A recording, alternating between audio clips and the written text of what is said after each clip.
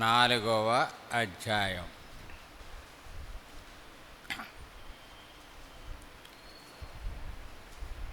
పరమగీతములు.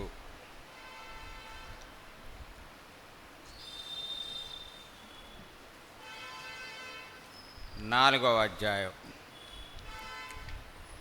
2వ వచనం.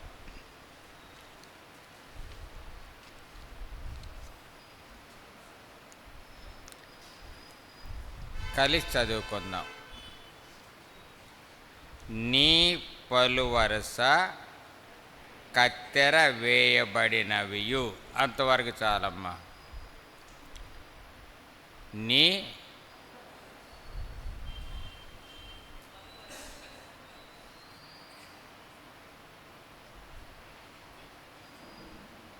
తీసేవ తల్లి పరమగీతాలు చదువు ఒక్కసారి. ఏది తీసేవని మళ్ళీ మూసేసా?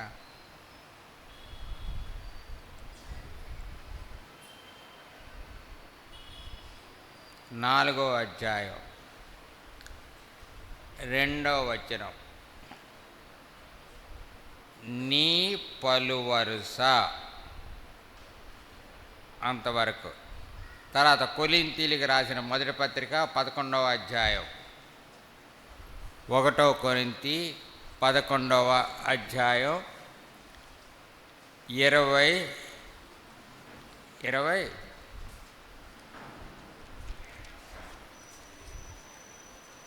11 20 ఎంతమ్మా? చెప్పు తల్లి, చెప్పవా? సరే, మీ అమ్మకి తోడు చెప్తాను నేను. 28 కలిసి చదువుకుందాం. 1 కొరింథీ 11:28. కాబట్టి ప్రతి మనుష్యుడు తన్ను తాను పరీక్షించుకొనవలెను. అలాగు చేసి ఆ రొట్టెను తిని ఆ పాత్రలోనిది త్రాగవలెను. ప్రార్థిస్తాం.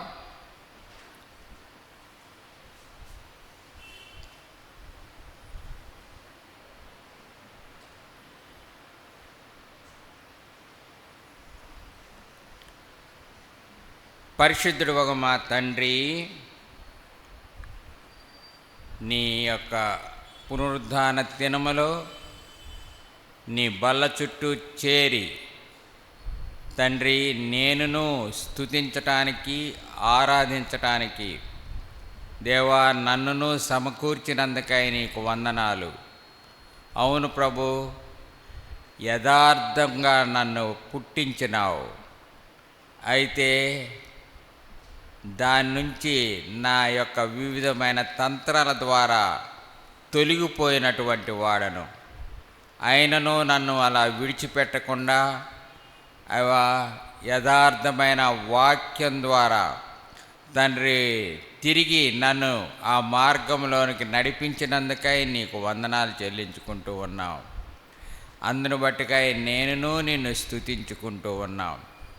అయ్యా, ఈ మధ్యాహ్న కాల సమయంలో తండ్రి నీ వాక్యపు వెలుగులో మమ్మల్ని మేము పరీక్షించుకున్న వారమై కడుగబడిన వారంగా కడిగిన మా ప్రభు యొక్క శరీరములో రక్తములో యోగ్యముగా పాలు పొందటానికి కృప దయచేయమని యేసు నామమున స్తుతించి ప్రార్థిస్తున్నాము తండ్రి. ఆమెన్.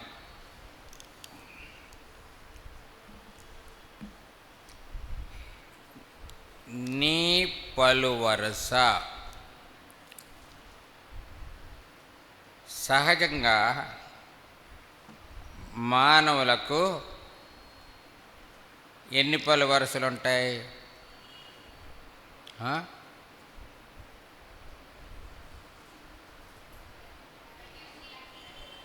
13 ఉంటాయా? 32 32 వరుసలు ఉంటాయా నోట్లో? ఒరే నాయనో, 32 పళ్ళుంటాయేమో కానీ వరసలు మాత్రం ఉండవు. ప్రతి మానవుడికి ఉండే వరసలు 2.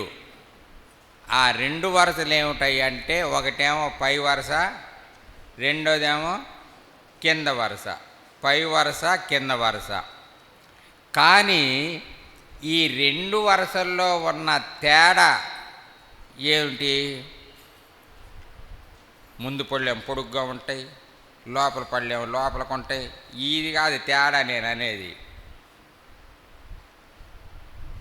ఏమిటి ఆ తేడా?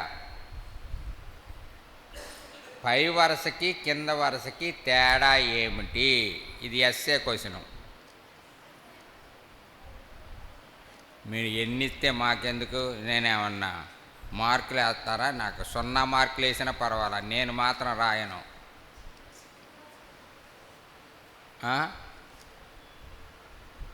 పై వరుసకి కింద వరుసకి తేడా ఏమిటి? What is the difference between upper రో, లోవర్ రో? ఏమిటి చెప్పండి అమ్మ త్వరగా. పై వరుసకి కింద వరుసకి తేడా ఏమిటి? పై వరుస ఏమో కదలకుండా ఉంటుంది, కింద వరుస ఏమో కదిలిద్ది, కదులుతూ ఉంటుంది. పై వరుసనట్ట కదిలించలేము.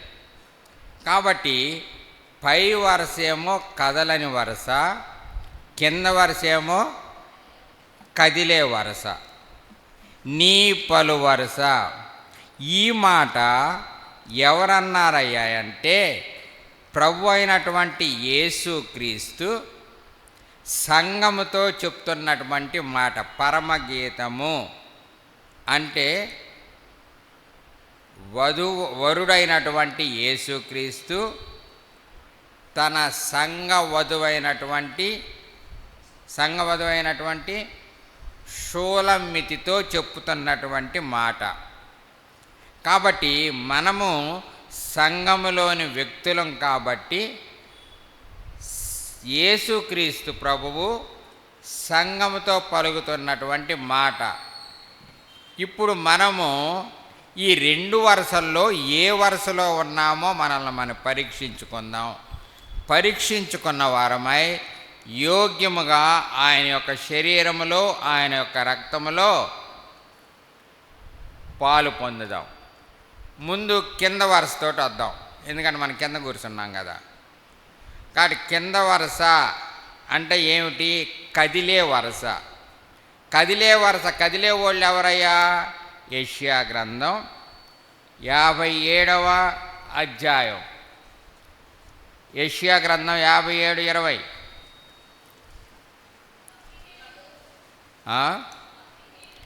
భక్తిహీనులు కదులుచున్న. కాబట్టి ఎవరయ్యా కదిలే వరుస అంటే భక్తిహీనులు. అంటే భక్తి లేదని కాదు, భక్తి ఉంది వాళ్ళకి, కానీ ఎలాగుందయ్యా అంటే హీనంగా ఉంది, తక్కువగా ఉందన్నమాట. కాబట్టి భక్తిహీనులు కదులుచున్నటువంటి, చూడండి 2 తిమోతి 3వ అధ్యాయం 12వ వచనం. 2 తిమోతి 3:12.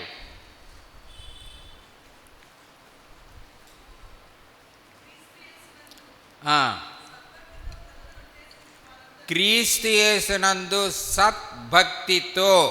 కాబట్టి ఎవరైతే యేసుక్రీస్తు కొరకు మంచి భక్తితో జీవిస్తూ ఉన్నారో బ్రతుకనుద్దేశించు వారందరూ కూడా ఏమవుతారు? హింసలు పొందుతారు. కష్టాలు అనేది రాక తప్పవు. కాబట్టి నిజమైనటువంటి దేవుని బిడ్డలకు తప్పకుండా కష్టములు వస్తాయి. ఎందుకయ్యా ఆ కష్టాలు అంటే నువ్వు కదులుతున్నావా, కదలకుండా ఉన్నావా అని నిన్ను టెస్ట్ చేయటం కొరకు, నిన్ను పరీక్షించడం కొరకు, అని క్రీస్తు కొరకై స్థిరముగా ఉన్నామా లేదా అని మనల్ని టెస్ట్ చేయటం కొరకు. అంటే ఆయనకి తెలీదా? తెలియకుండానే మనకు కష్టాలు పెడతాడా? ఆయనకి తెలుసు ఈ కష్టములో నువ్వు నిలబడతావో లేదో అని కూడా ఆయన అది చూడండి, యాకోబు 1:12. యాకోబు 1:12. శోధన ఇంక అయిపోయిందమ్మా. కాబట్టి శోధనలు ఎందుకు వస్తాయి అంటే దేవుని బిడ్డలకి కష్టాలు ఎందుకు వస్తాయి? కష్టాలు లేని వాళ్ళు ఎవరైనా ఉన్నారా బ్రదర్లు ఇక్కడ? బ్రదరు సిస్టరు ఏంది ఆ మాటలు? కష్టాలు లేని వాళ్ళు విశ్వాసులు ఎవరైనా ఉన్నారా? నాకు ఏ కష్టము లేదు అన్న వాళ్ళు. నీకు కూడా ఉన్నాయి అంటారు అబ్బాయి? నీకు కూడా ఉన్నాయా? మీ నాన్నతో చెప్తా, నాకు ఇక్కడే పైన ఉన్నాడా? ఇక్కడ పైన ఉన్నారు, ఇక్కడే ఉన్నారుగా. అయ్యా మీ అబ్బాయికి కష్టాలు ఎక్కువ అవుతాయి అంట బాబు, చూసుకో బాబు. కాబట్టి కష్టాలు ఎందుకు వస్తాయి అంటే, ఎందుకు వస్తాయి? నువ్వు కదులుతున్నావా లేదా టెస్ట్ చేయటం కొరకు దేవుడే పంపిస్తున్నాడు. తర్వాత హెబ్రీలకు రాసిన పత్రిక 10వ అధ్యాయం 37వ వచనం, 38వ అధ్యాయం చివరి భాగం. హెబ్రీ 10.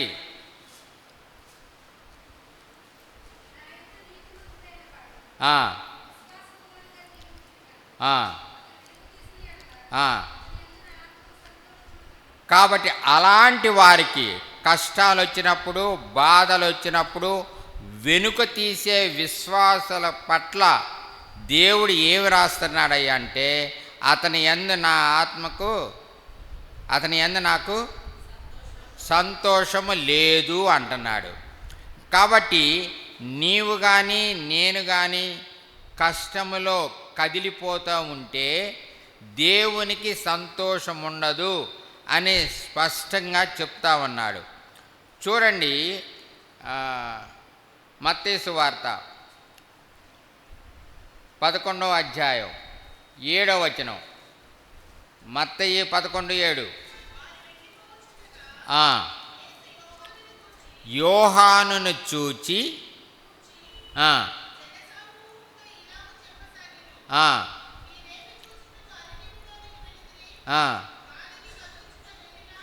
గాలికి కదులుచున్న రెల్లున. ఎవరిని గురించి చెప్పారు? బాప్తీసం ఇచ్చి యోహాను గూర్చి చెప్తున్నాడు.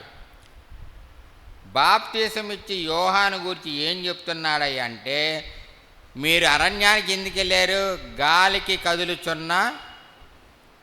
కదులుచున్న రెల్లున. అసలు ఎవరండి ఈయన? ఇలాంటి గురించి ఏం చెప్తున్నాడో లూకా 7:28. లూకాసు వార్త 7వ అధ్యాయం 28వ వచనం.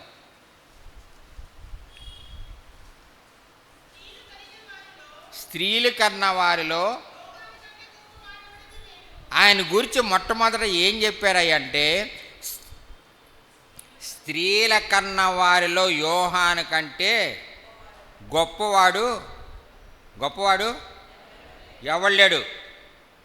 కాబట్టి యోహాన్ అనే ఆయనే టాప్ అని చెప్తామన్నాడు. అంత మాత్రమే కాదు, ఈ యోహానికి దగ్గరికి ఏమొచ్చింది? వాక్యము వచ్చెను అని అంటారు.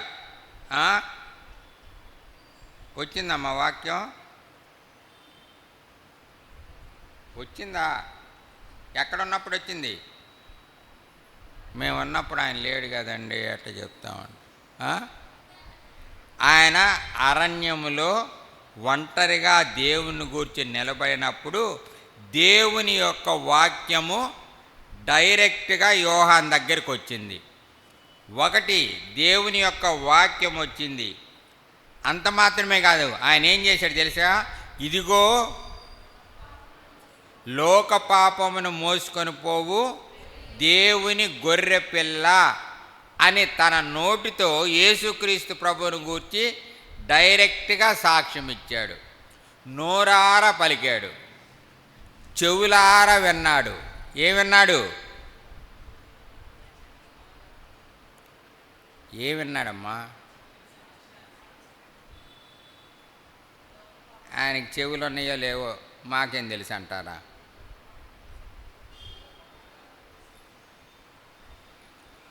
ఏమన్నాడు? ఇదిగో ఈయన నా ప్రియకుమారుడు అనే స్వరాన్ని విన్నాడు. అంత మాత్రమే కాదు, బాప్తీసం ఇస్తా ఉంటే ఈయనేగా ఇచ్చింది. ఈయనే ఇచ్చాడయ్యా. ఎవరికి ఇచ్చారు?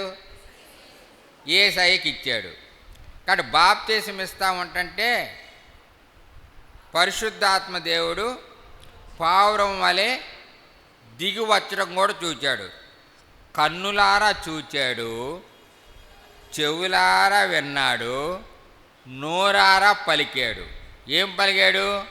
లోక పాపమును మోసుకొని పోవు దేవుని గొర్రెపిల్ల అని డైరెక్ట్గా చెప్పాడు. ఇంత డైరెక్ట్గా చెప్పినటువంటి ఈ యోహాను ఏమంటాడు? లూకాసు వార్త 7వ అధ్యాయం 28వ వచనం.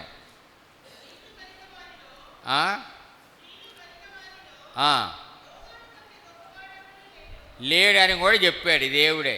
స్త్రీల కన్నా వాళ్ళలో యోహాను కంటే గొప్పోడు ఎవడు లేడని కూడా చెప్పాడు. అయినను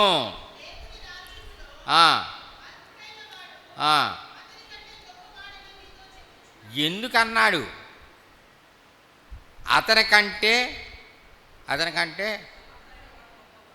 అల్పుడైన వాడు యోహాను కంటే గొప్పవాడు అని ఎందుకు చెప్పాడు? దేవుణ్ణి గూర్చి చూచాడు, దేవుణ్ణి గూర్చి విన్నాడు, దేవుణ్ణి గూర్చి సాక్ష్యం ఇచ్చాడు. కానీ దేవుని యొక్క వాక్యం డైరెక్ట్గా ఆయన దగ్గరికి వచ్చింది. అయినా కూడా ఆయన కంటే గొప్పోడు ఎవరు లేరన్నా కూడా పరలోక రాజ్యములో అల్పుడైన వాడు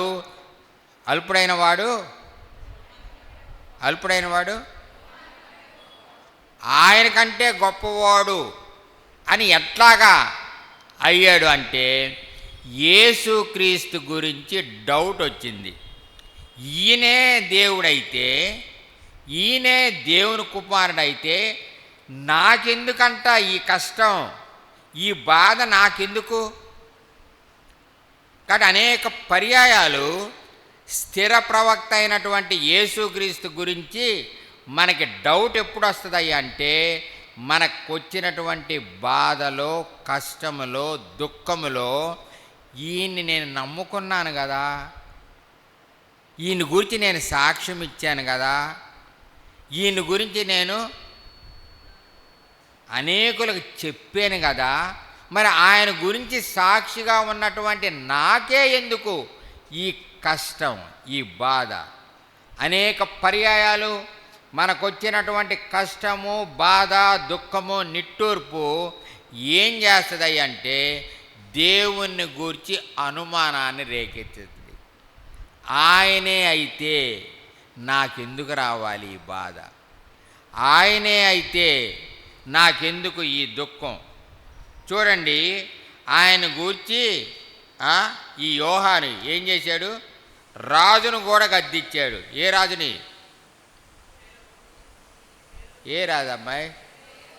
హేరోదుని. ఇది నువ్వు చేసేది తప్పు. ఒక రాజును గద్దించినటువంటి ఆ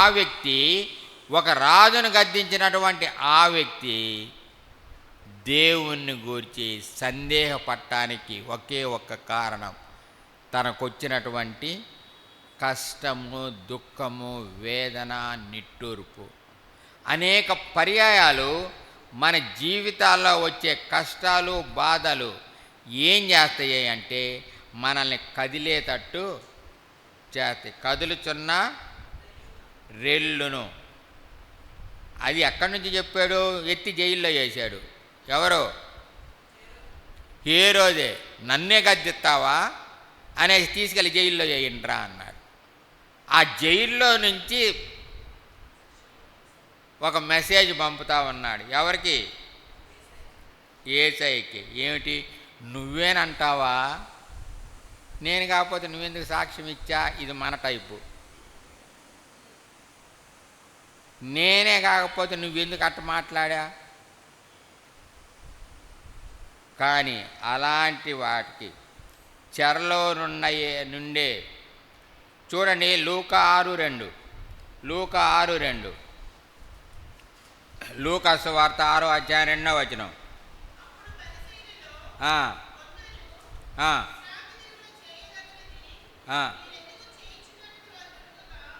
3:2 చదువు అమ్మా. లూకా సువార్త 3వ అధ్యాయం 2వ వచనం.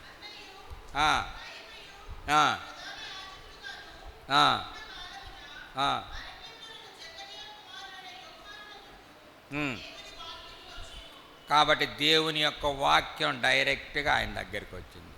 కానీ మన జీవితాల్లో దేవుని యొక్క వాక్యం మనల్ని దర్శించిన వ్యక్తులు మనం అనేకులు ఉన్నాం. ఇక్కడ దేవుని యొక్క వాక్యం ఉంది. దేవుని గురించి అనేకులకు నువ్వు సాక్ష్యం చెప్పావు, దేవుని గురించి ధైర్యంగా ప్రకటించావు, మంచిది. కానీ నీకు కష్టం వచ్చినప్పుడు దానిలో అలాగే ఉన్నావా, అటు ఇటు కదులుతున్నావా, కదులుతున్న రెల్లువా? అది దేవుడు అంటా ఉన్నాడు. ఆయన గురించి భలే సాక్ష్యం చెప్పాడు. చూడండి 3వ అధ్యాయము యోహాను సువార్త 3:30, యోహాను సువార్త 3:30.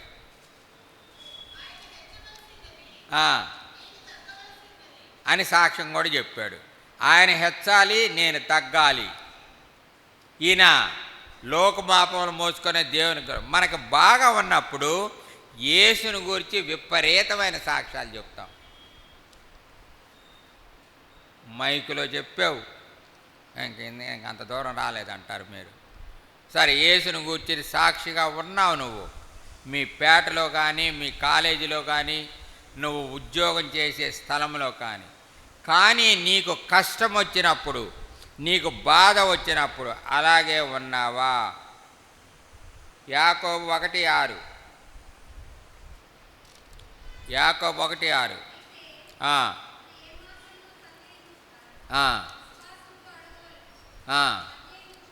సందేహించువాడు. కాబట్టి మన జీవితాల్లో, మన కష్టాల్లో, మన బాధల్లో, మన దుఃఖాల్లో, మన వేదనలో క్రీస్తును గూర్చిన సందేహం మన హృదయాల్లో వచ్చే ఆస్కారం ఉంది. నేను నీ కొరకు దేవా ఇంత సాక్షిగా నేను ఉన్నానే, మరి ఎందుకు దేవా నాకే ఈ కష్టం వస్తూ ఉంది? నిన్ను తృణీకరించిన వాళ్ళందరూ బాగానే ఉంటున్నారు కదా, నేను నీ కొరకై నిలబడితే ఈ బాధ ఏంది నాయన అనే సందేహం మనకి కలుగు. ఈ సందేహం మూలానే అసలు ఈ లోకంలో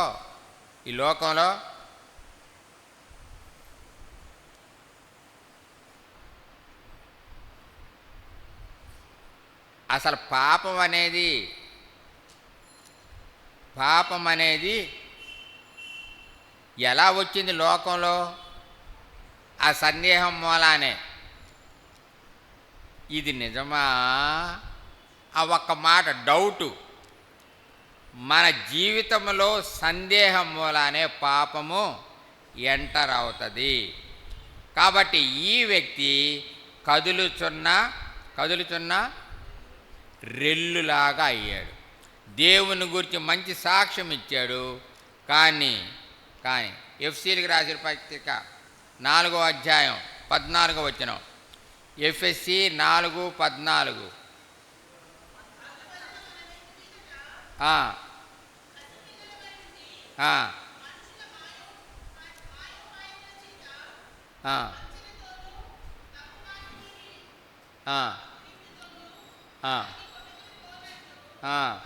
కాబట్టి పసిపిల్లల్లాగా మనం అటు ఇటు కొట్టుకొని పోకుండా ఉండాలని దేవాది దేవుని యొక్క ఉద్దేశం మన పట్ల. కాబట్టి ప్రతి చిన్నదానికి కూడా కొట్టుకొని పోయే వారంగా హెబ్రీయులకు రాసిన పత్రిక 13వ అధ్యాయం 9వ వచనం. హెబ్రీ 13:9.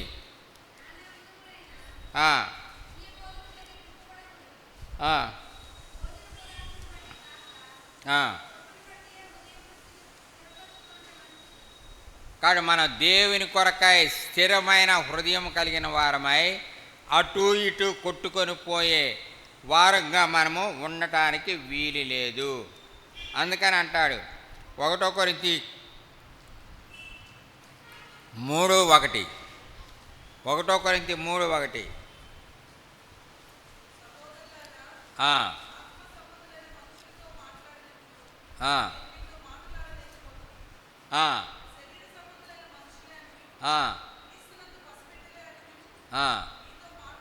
కాబట్టి అపోస్తలుడైన పౌలు అంటున్నాడు, మీతో మాట్లాడదాము అంటే శరీర సంబంధమైన పసిపిల్లల్లాగా మీరున్నారు. కాబట్టి మనల్ని మనం పరీక్షించుకుందాం. దేవుని యొక్క శరీరంలో, దేవుని యొక్క రక్తంలో పాలు పొందటానికి ముందు నేను పసిపిల్లలాగా ఉన్నానా? మన ఏ విషయంలో పసిపిల్లలాగా ఉండాలి? తినే విషయంలో పసిపిల్లలాగా ఉండాలి. ఎందుకయ్య అంటే అమ్మ పెడతా ఉంటే గబక్కన మింగొచ్చు. దుష్టత్వం విషయంలో పసిపిల్లలాగా ఉండాలి. కాబట్టి మన జీవితం ఒకటి కదులుతున్న రెల్లు. కదులుతున్న రెల్లు అంటే ఎవరయ్య అంటే ఎవరు?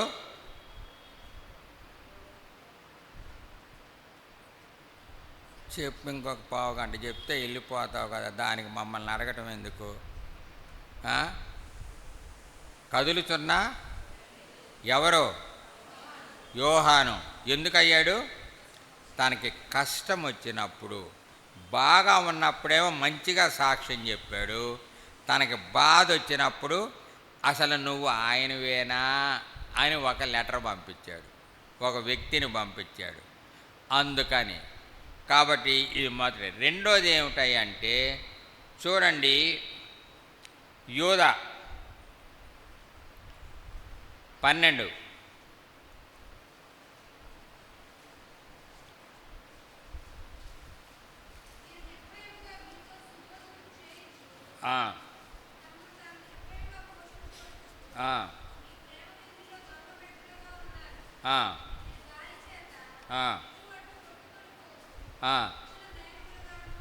గాలి చేత ఇటు అటు కొట్టుకొని పోవు నిర్జల మేఘము. నిర్జల మేఘం అంటే జలములు లేవు, కానీ మేఘాలు మాత్రం దిట్టగా కనపడతాయి, నల్లగా కనపడతాయి. మనం అనుకుంటాం ఈ రాత్రి మంచి వర్షం వస్తుందని, ఈలోపు కొద్ది గాలి వస్తుంది. ఇప్పుడు దాకా ఇక్కడ నల్లగా ఉన్న మేఘం ఎక్కడికో వెళ్ళిపోద్ది. కొద్దిగా గాలి రాగానే ఎదుటివారిని మేఘాలు జలములు విపరీతంగా కురుస్తాము అని అనిపించిన మేఘమే కొద్ది నిమిషాల్లో డిజపేర్ అయిపోద్ది.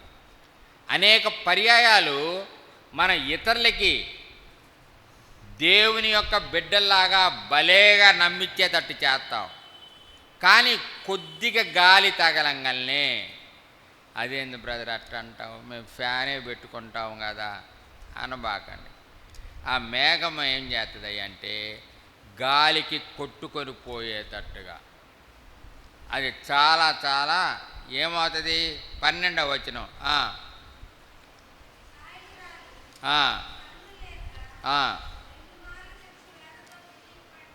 వేళతో పెళ్ళగింపబడి. కాబట్టి మనం అనేక పర్యాయాలు దేవుని బిడ్డల్లాగా ఇతరులకి కనపడతాం, కానీ కొద్దిగా గాలి రాగానే కొట్టుకొని పోయే వారంగా ఉంటాం. ఇది నిర్జల మేఘము. కాబట్టి మూడోది ఏమిటాయంటే 2 పేతురు 2వ అధ్యాయం 17వ వచనం. 2 పేతురు 2:17. నీళ్లు లేని బావులు, ఫలములు లేని చెట్లు, నీళ్లు లేని బావులు, నీళ్లు లేని మేఘాలు. కాబట్టి అనేక పర్యాయాలు దేవుని బిడ్డలమైనటువంటి మనము ఇలాగ బయట కనపడతా ఉంటాం. కొద్దిగా గాలి రాగానే కనపడకుండా పోద్దాం మేఘం. కాబట్టి దేవాది దేవుడు మనల్ని పరీక్షించుకోమంటున్నాడు. నా యొక్క శరీరంలో నా యొక్క రక్తంలో పాలు పొందుతున్నావు, మంచిది. వీళ్ళల్లో నీవు ఎలాగ ఉన్నావు? నిర్జల మేఘములాగా ఉన్నావా? నీళ్లు లేని మేఘాల్లాగా కనపడుతున్నావా? పరీక్షించుకో. మత్తయి సువార్తల 3వ అధ్యాయం 10వ వచనం. మత్తయి 3:10.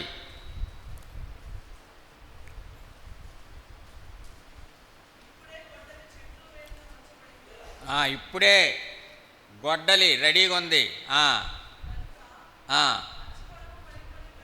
మంచి ఫలము ఫలింపని ప్రతి చెట్టు.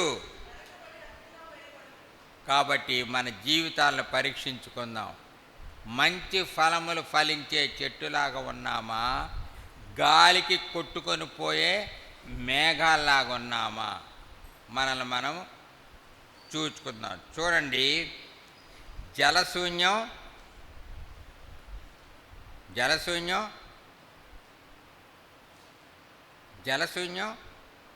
ఫలశూన్యం. నీళ్లుంటేనేమో చెట్లకి ఫలాలు వస్తాయి. కాబట్టి జలాలు గనక లేకపోతే చెట్టుకి ఫలాలు రావు. కాబట్టి జలశూన్యం. తర్వాత మనం ఎట్లున్నామో మనల్ని మనము, కాబట్టి గాలికి చెదరగొట్టు పొట్టులాగా ఉన్నామా? కాలమందు ఫలమిచ్చే చెట్లులాగా ఉన్నామో? మొదటి పరీక్ష. రెండోది చూడండి, అపోస్తుల కార్యాలు 7వ అధ్యాయం 54వ వచనం. అపోస్తుల కార్యాలు 7:54.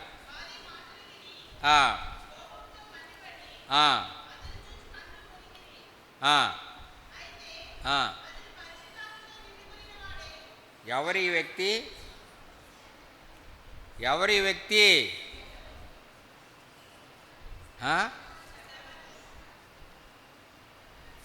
ఎవరమ్మా ఆయన?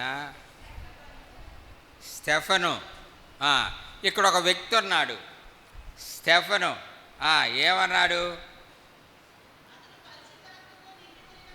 పరిశుద్ధాత్మతో నిండుకొనిన వాడై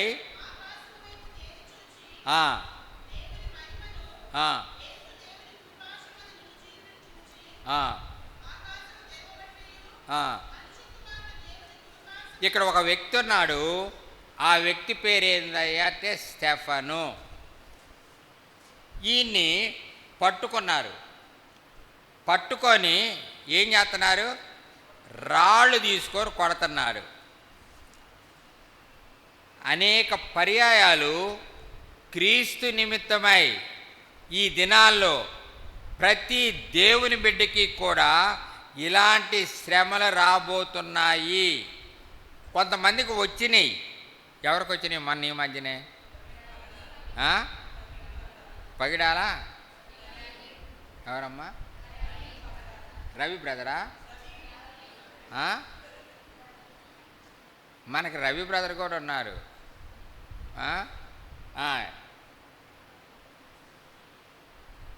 ఇవి ప్రతి చోట నువ్వు వర్క్ చేసే స్థలంలో కూడా ఇలాంటివి రావచ్చును. నువ్వు చదివే కాలేజీలో ఇలాంటివి రావచ్చును. ఇక్కడ నుంచున్నారు. ఈ వ్యక్తి పేరు ఏమిటాయంటే స్టెఫను. ఏం చేస్తున్నాడంటే రాళ్ళు తీసుకొని కొడుతున్నాడు. రాళ్ళు తీసుకొని వేస్తూ ఉంటుంటే ఈయన రాళ్ళకెళ్ళి చూడలేదు. ఎవరికెళ్ళి చూస్తున్నాడు?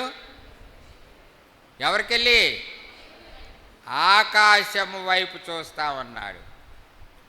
మనం క్రీస్తు నిమిత్తమై ఎవరైనా మనల్ని దూషిస్తూ ఉంటుంటే, నిందిస్తూ ఉంటుంటే, నువ్వు వాళ్ళ వైపు చూస్తే నువ్వు ఏ వ్యక్తివయ్యా అంటే కదులుచున్న వ్యక్తివి. మనం ఎప్పుడు కూడా ఎవరైనా క్రీస్తు నిమిత్తమై మనల్ని దూషిస్తూ ఉంటంటే, మనల్ని హింసిస్తూ ఉంటంటే, మనకి చెడ్డ మాటలు మాట్లాడుతూ ఉంటంటే నన్ను అంటావంటరా నువ్వు? నిన్నగాక మొన్న వచ్చావో లేవో మా లైన్లోకి? ఈ రకంగా అంటా ఉంటంటే అంటే ఆ వ్యక్తుల వైపు చూస్తున్నామే కానీ మన దేవుని వైపు చూడటం లేదు. అది గుర్తుపెట్టుకుందాం. మనల్ని ఎవరైనా దూషిస్తూ ఉంటుంటే క్రీస్తు నిమిత్తమై మనల్ని హింసిస్తూ ఉంటుంటే మనం ఎవరిని వైపు చూడాలి అంటే ఆయన వైపు చూడవలెను. ఆయన వైపే చూస్తూ ఉన్నాడు. రాయి తీసుకొని కొడతా ఉంటుంటే ఆయన వైపు, క్రీస్తు నిమిత్తమై నువ్వు దూషించబడతా ఉంటుంటే ఎవరు దూషిస్తున్నారో వాళ్ళ వైపు మనం చూడాల్సిన పని లేదు. మన దేవుని వైపే మనము చూచేవారంగా ఉండాలి. ఎప్పుడు చూస్తాం అట్లా? ఎప్పుడు చూస్తాం? 1 కొరింథీ 15:58. 1 కొరింథీ 15:58.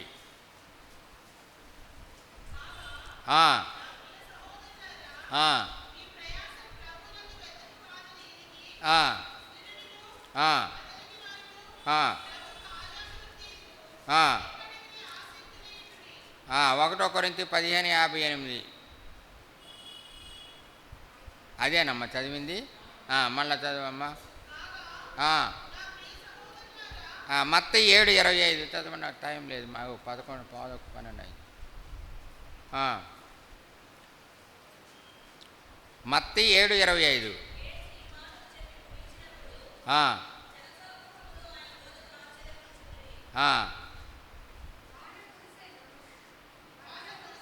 వారం కురిసింది, వరదలు కూడా వచ్చినాయి.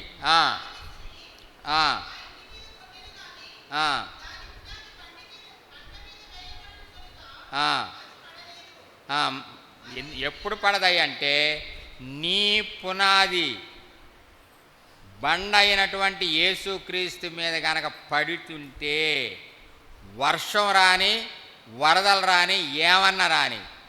ఎందుకంటే ఆ బండ మీద కట్టబడినటువంటి 1 కొరింథీ 10:4.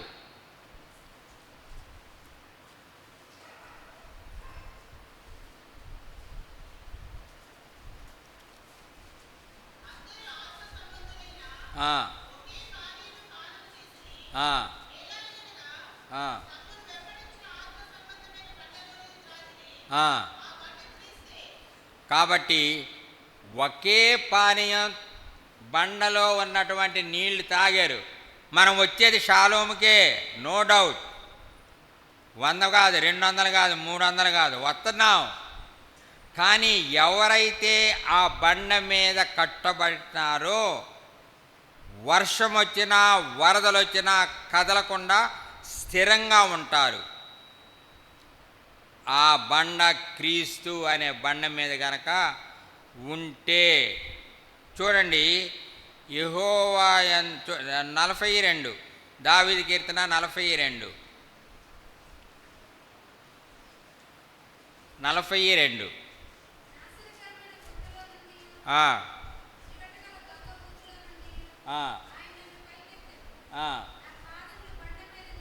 నా పాదములు బండ మీద నిలిపి నీ అడుగులు స్థిరపరచబడాలి అంటే బండ అయినటువంటి యేసుక్రీస్తు మీద నీ పాదములు మోపిన దేవుని బిడ్డల్లాగా మనం ఉన్నామా లేదా మనల్ని మనం పరీక్షించుకుందాం. చూడండి, ఆ బండ క్రీస్తే.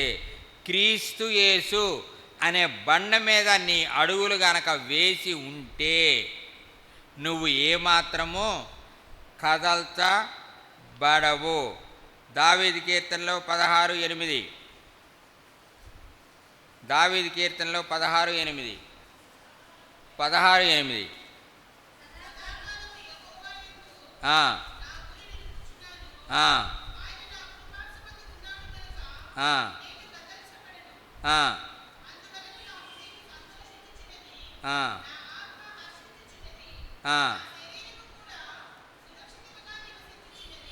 ఆ, ఆ, ఆ.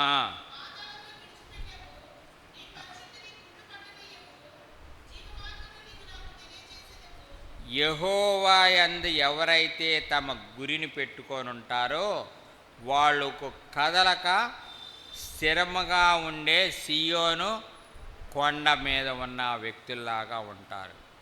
దేవుని యందు నమ్మిక ఉంచిన వారు కదలరు, స్థిరముగా ఉంటారు. కాబట్టి నీ యొక్క ఫెయిత్ చూడండి, 125:1, 125:1, యెహోవా యందు నమ్మిక ఉంచువారు కదలరు. అంతే. నీ నమ్మిక ఎవరి మీద ఉంది గుర్తుపెట్టుకో. దేవుని మీద గనక నీ నమ్మిక గనక ఉంటే నువ్వు స్థిరంగా ఉండే దేవుని బిడ్డలాగా ఉంటావు. దేవుని యందు నమ్మిక ఉంచుతున్నావా? మనకు మేలు జరిగినప్పుడు దిట్టంగా నమ్ముతాం. మనకు కష్టం కలిగినప్పుడు ఆ నమ్మికలో మనము కదిలిపోయే వ్యక్తుల్లాగా ఉంటాం. నా దేవుడు నన్ను స్థిరంగా ఉంచగలడు, ఆయన మీదే నా పాదములను నిలిపేను అనే నమ్మిక కనుక ఉంటే ఎవ్వడు నిన్ను కదల్చలేరు, ఎవరు నిన్ను కదల్చలేరు. చూడండి, దేవుని యొక్క నమ్మిక. మోషే ఎలాంటి బుద్ధి ఉంది? ఏమో చెప్పానమ్మా నేను, నువ్వు చెప్పేది నేను వింటే కదా అంటది ఆ అమ్మాయి.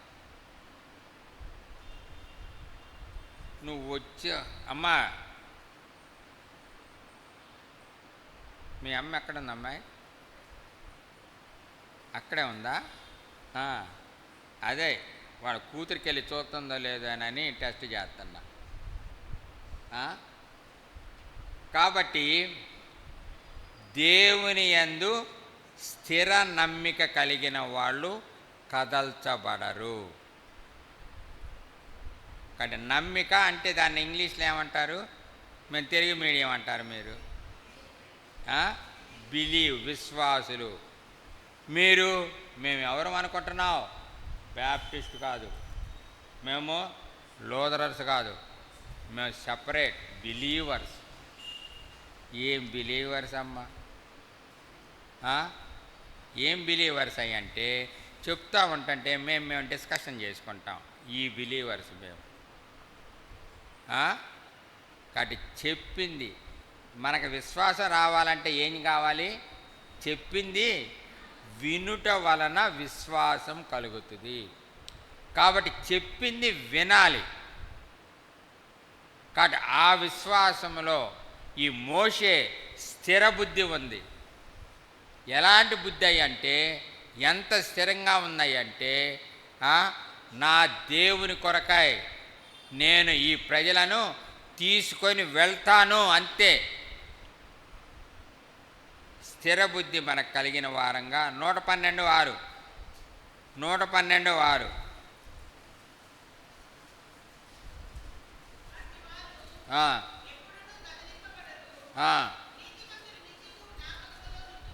కాబట్టి దేవుని కొరకాయ స్థిరమైనటువంటి బుద్ధి కలిగి ఉన్నామా లేదా అని స్థిర జీవితం కలిగినటువంటి వ్యక్తి ఎవరు?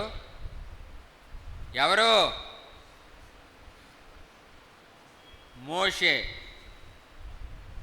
ఎలాంటి మోషే అంటే నత్తి మాటలు కట్టడం కూడా సరిగా రావు ఆయనకి. నత్తోడు అన్నమాట. నత్తోడే. కానీ ఎన్ని లక్షల మందిని నడిపించుకుంటూ వెళ్ళాడయ్యా అంటే ఎన్ని లక్షల మంది?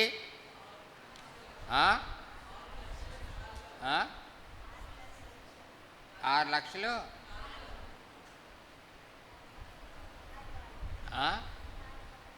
కాల్బలమా అంటే ఏంది?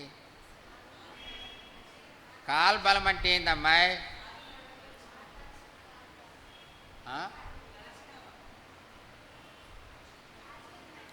6 లక్షల మంది సైనికులు అమ్మాయి. కాల్బలం అంటే యుద్ధ భూమిలో ఉండేవాళ్ళమ్మా. యుద్ధ భూమిలో ఉన్నటువంటి 6 లక్షల మందిని ఒక నత్తోడు నడిపించుకుంటూ వెళ్ళాడు. ఏమిటయ్యి అంటే ఆయనలో ఉన్నటువంటి శ్రేష్టత, స్థిర బుద్ధి కలవాడై, నో చంచల మనస్సు, వారిని వీరిని చూచి ఏమాత్రమో చెలించిపోలా. నా దేవుడు తీసుకురామన్నాడు, తీసుకెళ్తాను అంతే. ఇదొకటే బుద్ధి ఆయనకి ఉంది. ఇలాంటి వారే ఏ వరుసలో ఉంటారు? ఏ వరుసలో ఉంటారు? పై వరుసలో ఉండేవాళ్ళు, స్థిర బుద్ధి గల్లవాళ్ళు. వీళ్ళ యొక్క గురి ఏమిటాయి అంటే, పై వరుసలో వాళ్ళ యొక్క గురి ఏమిటి? ఫిలిప్పీ 3:7.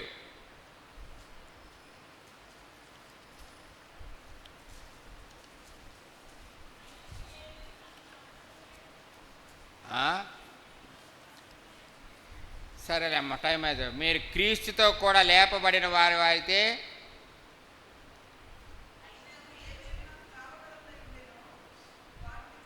ఈ మాట చెప్పండి అమ్మ, టైం లేదు. మీరు క్రీస్తుతో కూడా లేపబడిన వారైతే పైనున్న వాటినే వెదకండి. ఎక్కడుంది? బైబిల్లో ఉంది. ఎఫ్సీలకు రాసిన పత్రిక 3వ అధ్యాయం 1వ వచనం.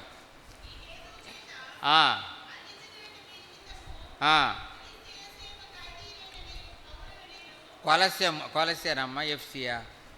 కొలస్సే 3:1 అమ్మ. కొలస్సీలకు రాసిన పత్రిక 3వ అధ్యాయం 1వ వచనం. మీరు గనక క్రీస్తుతో కూడా లేపబడిన వ్యక్తి అయి ఉంటే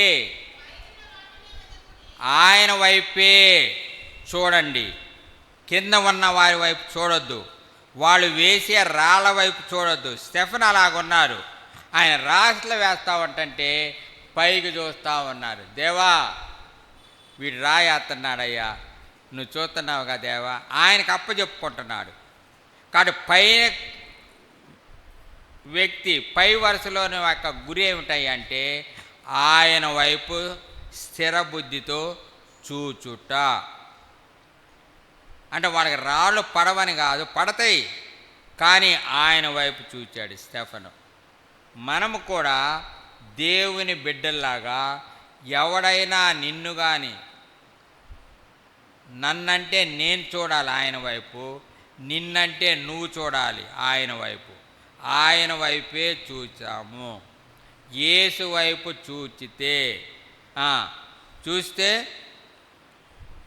ఫిలిప్పీ 2:11.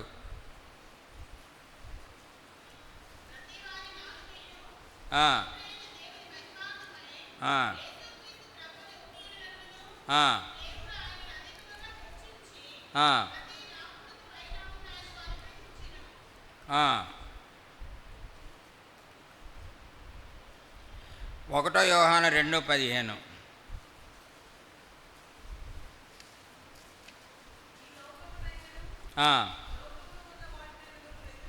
కాబట్టి ఈ లోకంలో ఉన్న వాటి వైపు మనం చూడకుండా, క్రీస్తు మన కొరకై దాచి ఉంచినటువంటి పరసంబంధమైన వాటి మీదే గురిపెట్టిన వాడై పై వాటినే చూచే వారంగా ఉన్నాం. పైన ఎవరున్నారు? పైన ఎవరున్నారు? ఎఫెసీ 6:9. మన గురి ఎవరి మీద ఉండాలి అంటే, పైన ఉన్న వాటిని మీద. పైన ఏముంది? ఎఫెసీ 6:9.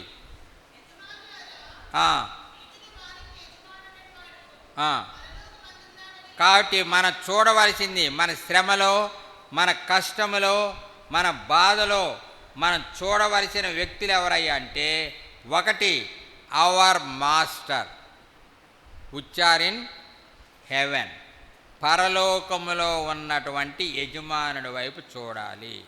రెండోది హెబ్రీ 11:10. హెబ్రీ 11:10.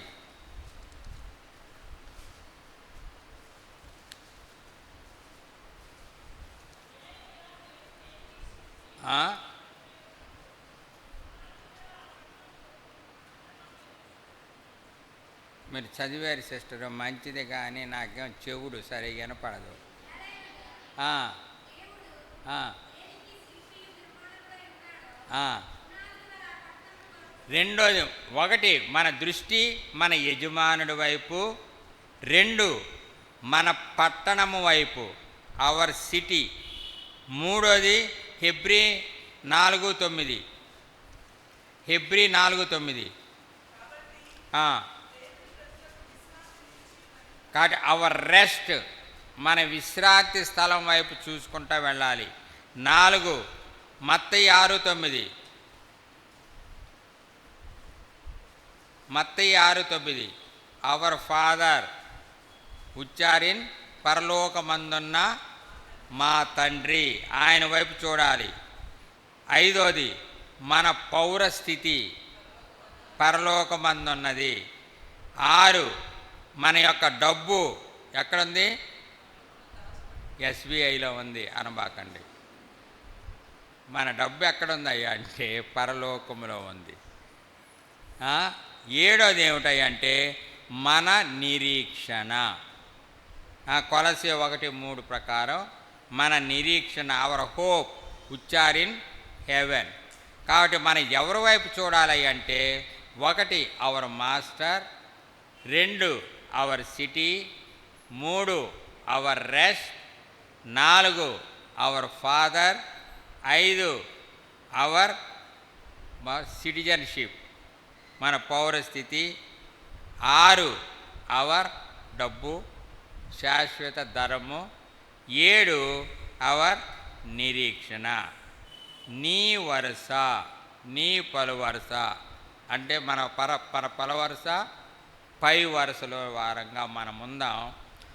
ఆ పర సంబంధమైనటువంటి ఆ దేవుని యందు చూస్తూ ముందుకు సాగి వెళ్తాం. ఇప్పుడు ఈ బలలో పాలుపడక ముందు మనల్ని మనం పరీక్షించుకుందాం. ఏమిటి, నువ్వు క్రింద వరుసవా పై వరుసలో ఉన్నావో నిన్ను నీవు పరీక్షించుకో. నేను కాదు పరీక్షించేది, మన సేవకులు కాదు, మన పెద్దలు కాదు పరీక్షించేది.